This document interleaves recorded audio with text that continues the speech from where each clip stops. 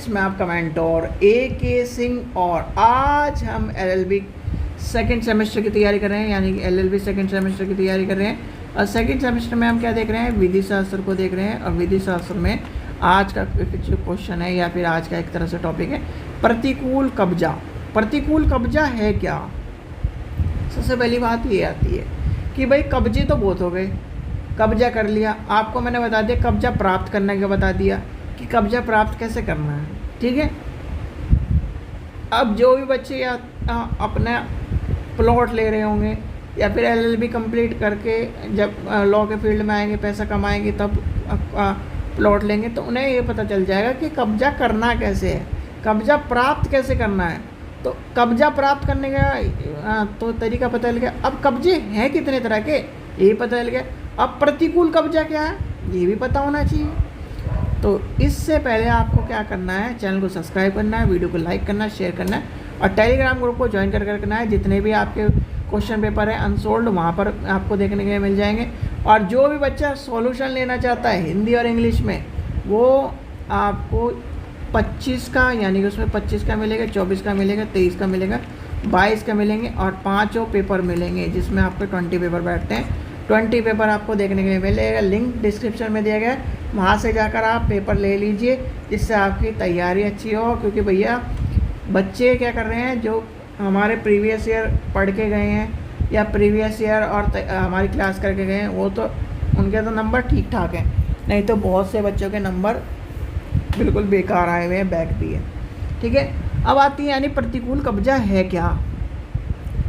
प्रतिकूल कब्जा एक ऐसी स्थिति होती है जब एक व्यक्ति, ध्यान रखना, एक व्यक्ति कब्जा धारक जो होता है, कब्जा धारक जो हमने अभी कब्जा लिया था ना, जो चौथे क्वेश्चन में कब्जा लिया था, उसी की बात कर रहे हैं हम। कब्जा धारक जो संपत्ति का कानूनी मालिक नहीं है, संपत्ति पर इस तरह से नियंत्रण रखता है कि वह अपनी या फिर वह असली मालिक के अधिकार को चुनौती देता है।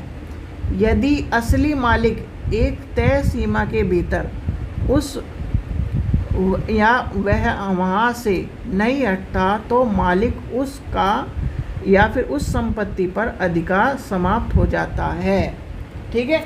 यानी कि 12 साल वाली कहानी जो बताई थी वो आपको देखने के लिए मिलती है। यानी कि प्रतिकूल कब्जा एक ऐसी स्थिति होती है जहाँ व्यक्ति यानी कब्जाधारी, अब यानी कि कब्जाधारी क्या बताया था मैंने कि भाई एक आदमी ने अपना कब्जा प्राप्त करा। अब कब्जा प्राप्त क्या करा भाई, उसने रजिस्ट्री करा ली और प्लॉट ऐसे ही छोड़ दिया। अब एक आदमी है, उस पर रहना शुरू कर दिया। पहले उसने क्या करा भाई, थोड़े दिन वहाँ लेटना शुरू करा, फिर क्या करा, थोड़ा छप्पर डाल दिया, फिर क्या करा उसने वहाँ पर परमानेंट थोड़ा सा रहना शुरू कर दिया। लोग बात कहते हैं भाई गरीब आदमी है, भाई एक छप्पर डाल के तो लेट रहा।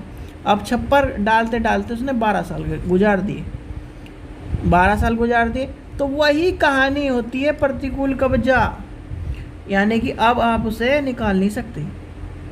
यानी कि प्रतिकूल कब्जा एक ऐसी स्थिति होती है जब एक कब्जाधारी जो संपत्ति का कानूनी मालिक नहीं है, ये कानूनी मालिक नहीं था, ये तो बेचारा आकर ऐसी लेट रहा था, संपत्ति को यानी संपत्ति पर इस तरह से नियंत्रण रखता है कि वह असली मालिक के अधिकारों को चुनौती दे सकता है। भाई 12 साल रह लिया कि भाई जज साहब मैं तो यहाँ पे ऐसे ऐसे भाई लेटता था, मेरा तो यही ठिकाना है, मैं कहाँ जाऊँ। रोज कोर्ट में ऐसे केस मिलेंगे देखने के लिए, ठीक है, कि जी मैं कहाँ जाऊँ। और बिल्कुल ऐसे बन जाते हैं वहाँ पर जाकर कोर्ट में जज साहब के सामने कि जज साहब भी ये सोचने लगते हैं कि भाई इससे शरीफ आदमी कोई नहीं। तो इस चीज़ों का ध्यान रखना, आपको कब्जा प्राप्त करना है। अब क्या हो गया जी, यदि असली मालिक एक तय सीमा, यानी तय सीमा क्या है, 12 साल से पहले तय सीमा के भीतर उसे वहाँ से नहीं हटाता है, तो मालिक जो है उस संपत्ति पर अधिकार खो देगा। इस चीज़ का ध्यान रखना है आपको, 12 साल वाला, ठीक है। तो यानी कि प्रतिकूल कब्जा क्या है, प्रतिकूल कब्जा इसी को कहते हैं। जब कब्जा क्या करते हो, आप कह देते हो ना जी हमने तो प्लॉट ले लिया, लड्डू बांटने आते हो कि वकील साहब हमने तो प्लॉट ले लिया, ये आप भी खाओ 2 लड्डू। ठीक है जी, आपने प्लॉट ले लिया, उसकी 4 दीवारी कराई, अपना नाम लगाया, अपने क्या नाम सारी चीज़ें करे, वहाँ रहना शुरू करा। तो ये क्या हमारे यानी कि ये मान के चलिए हमारे रिश्तेदार में एक प्लॉट है। आज आपको कहानी बताते हैं। भाई उन्होंने प्लॉट लिया, सब कुछ लिया, 2 लड्डू हमें भी खाने को मिले, 2 लड्डू हमें खाने को मिले। अब भाई जब आदमी आप ही हो, आप वकील बन जाओगे तो आपके रिश्तेदार ही आपके दुश्मन बन जाएंगे। वही कहानी हमारे साथ हुई। तो ये कहा गया कि भाई वकील है, ये यही सबसे पहले का नाम चीज़ों को बेकार करेगा। आज के टाइम पे उनका प्लॉट क्या है, खाली पड़ा है और दूसरे कब्जा कर रहे हैं। अब वो कब्जा करते करते करते करते किस टाइम पे 12 साल हो जाएंगे और फिर वही कहानी हो जाएगी।